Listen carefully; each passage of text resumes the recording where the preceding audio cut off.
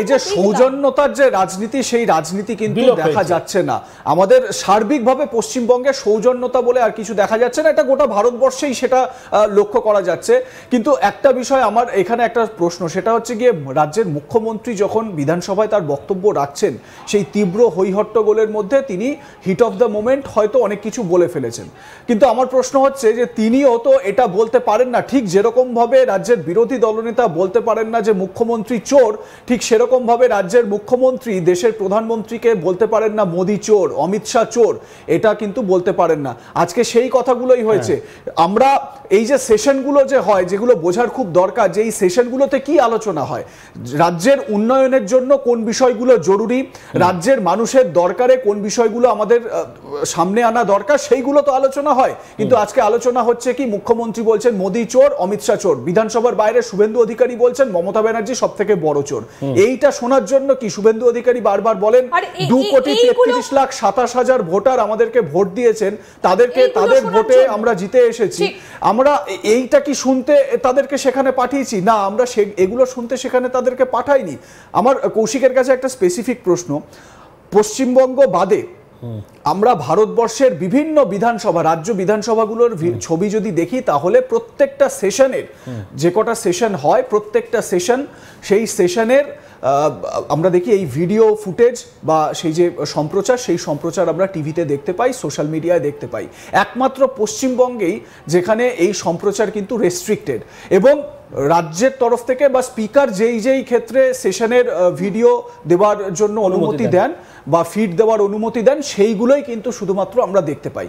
এটা কেন হবে? কেন এই প্রক্রিয়া কি আগেও ছিল? কৌশিক, তুমি তো দীর্ঘদিন ধরে অ্যাসেম্বলিতে ছিলে। দেখো, বিধানসভায় চিরাচরিত ক্যামেরা ঢুকতো, ভেতরে যেত, কিন্তু হাসিম আব্দুল হালিম আমাদেরই একজন জনৈক রিপোর্টার, তিনি এখন এখানে এই মুহূর্তে নেই, সংবাদ মাধ্যমের সঙ্গে তিনি সরাসরি যুক্ত নন, তিনি ফ্রিল্যান্স করছেন। তিনি এমন কিছু কাজ করেছিলেন একটি বেসরকারি সংবাদ সংস্থার হয়ে, যার ফলে হাসিম আব্দুল হালিম সেই সময় বিধানসভার অভ্যন্তরে ক্যামেরা একদম অফ করে দেন, বন্ধ করে দেন। ঠিক তারই পরম্পরা এখনো চলছে।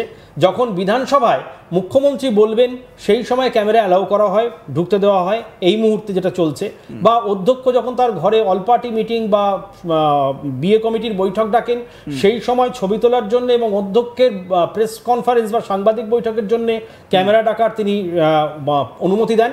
বা মমতা বন্দ্যোপাধ্যায় বা অর্থমন্ত্রী বা শাসক দলের কোনো নেতামন্ত্রী তারা যদি কিছু করতে চান, অধ্যক্ষের পারমিশন নিয়ে তারা করেন।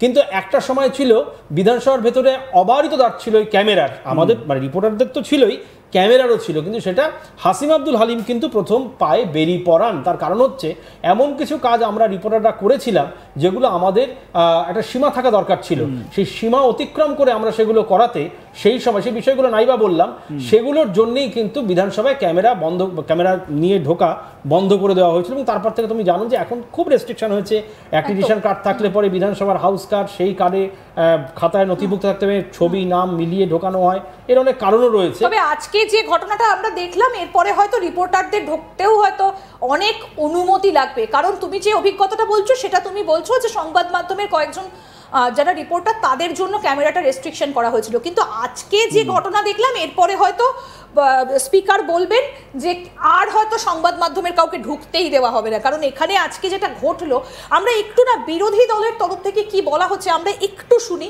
অগ্নিমিত্রা পাল কি বলছেন, তার কি অভিযোগ, বিরোধীদের কিভাবে আজকে কণ্ঠরোধ করা হয়েছে, তিনি একটা অভিযোগ করেছেন, একটু শুনি অল্প করে। বলছি সাসপেন্ড করা হলো আপনাকে? 100 বার সাসপেন্ড হবে। সেনাবাহিনীর পাশে সম্মানীয় বিরোধী দলনেতা দাঁড়িয়েছেন, আমরা পশ্চিমবঙ্গের মানুষ সেনাবাহিনীর পাশে আছে। সেনাবাহিনীর পাশে দাঁড়ানো মানে ভারত মায়ের পাশে দাঁড়ানো। একবার নয়, দুবার নয়, হাজার হাজার বার সেনাবাহিনীর পাশে দাঁড়াবো। আর সেনাবাহিনীর কোনো অমর্যাদা আমরা সহ্য করব। মমতা বন্দ্যোপাধ্যায় আজকে বলতেই পারছেন না, রীতিমতো বলতেই পারছেন না, আপনারা এমন করেছেন। বলতে তো উনি বলতেই পারেন, মাইক ওনার কাছে আছে, কিন্তু আমরা উত্তর চাই।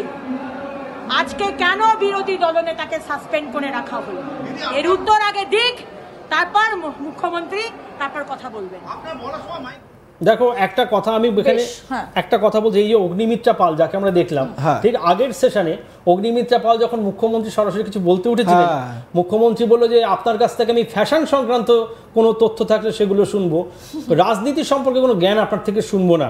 এবং অগ্নিমিত্রা পাল কিন্তু সেদিনকেও যথেষ্ট বিব্রত বোধ করেছিলেন যে তিনি একজন জনপ্রতিনিধি, তাকে মানুষের ভোটে জিতে এসছেন, তাকে একজন মুখ্যমন্ত্রী বলছে যে আপনার থেকে ফ্যাশন সংক্রান্ত জ্ঞান শুনবো, রাজনীতির জ্ঞান আপনার থেকে শুনবো না। এটা তো নতুন কিছু নয়। এবং আমরা জানি যে মমতা বন্দ্যোপাধ্যায় কিন্তু দীর্ঘদিন ধরে সুচতুর সুকৌশল রাজনীতি করছেন। তিনিও আজকে যেটা করলেন এটাও কিন্তু 26-এর বিধানসভা নির্বাচনের দিকে তাকিয়েই করলেন, কারণ তিনিও জানেন যে আজকে এটা সরাসরি সম্প্রচার হচ্ছে, বাংলার ঘরে ঘরে পৌঁছে যাচ্ছে তার বক্তব্য। সেখান থেকে দাঁড়িয়ে তার যেটা করার তিনি সেটা করলেন। বিজেপি পক্ষ থেকে যেটা করার, দেখো শুভেন্দু অধিকারীও কিন্তু তিনি তার সীমা লঙ্ঘন করেননি।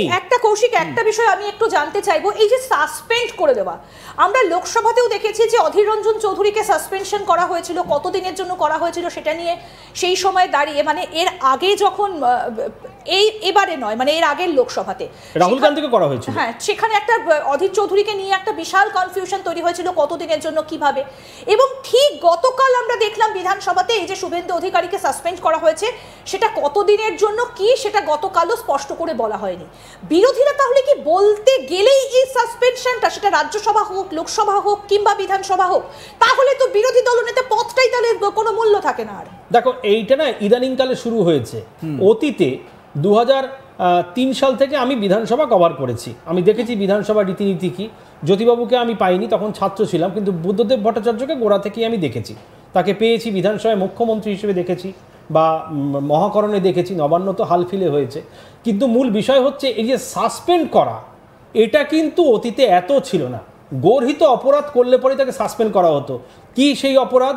হাউসের মধ্যে বসে, তখন তো এই আদি মানে ফোন ছিল না, স্মার্টফোন ছিল না, হাউসের মধ্যে বসে কেউ যদি ক্যামেরায় ছবি তুলতো তাকে সাসপেন্ড করা হতো, কেউ যদি অশালীন মন্তব্য মহিলা বিধায়কদের প্রতি করতো সাসপেন্ড করা হতো, কেউ যদি অপ্রকৃতস্থ অবস্থায় বিধানসভার অধিবেশন কক্ষে ঢুকতো তাকে সাসপেন্ড করা হতো। এছাড়া কিন্তু সাসপেন্ড করা হতো না। তাহলে তুমি দেখো না, চলিকে পিছে কে হয় বলে যে গানটা বাজানো হয়েছিল, সুব্রত মুখার্জি বাজিয়েছিলেন, তাকে কিন্তু সাসপেন্ড করা হয়নি। কিন্তু এই সাসপেনশনটা হচ্ছে বিধানসভায় মুখ্যমন্ত্রী একটা হাতিয়ার, এখন হাতিয়ার, যাতে কোনো রকম সমস্যা না তৈরি হয়, মুখ্যমন্ত্রী যাতে বিরক্ত না হন, ঠিক সেই কারণে অধ্যক্ষ তিনি এই সাসপেন্ড করেন। এইটা কিন্তু তার এখতিয়ারভূত, তার বহির্ভূত নয়, এখতিয়ারভূত। তিনি কিন্তু এই রুলিংটা জারি করতে পারেন।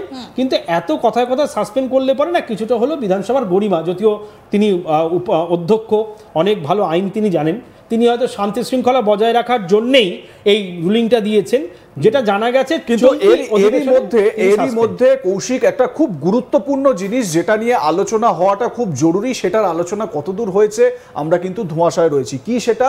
দুদিন আগেই আমরা জানি যে বিধানসভার বাইরে শুভেন্দু অধিকারীর সঙ্গে চাকরি প্রার্থীরা, তারা এসএসসির চাকরি প্রার্থীরা যাদের চাকরি চলে গিয়েছে,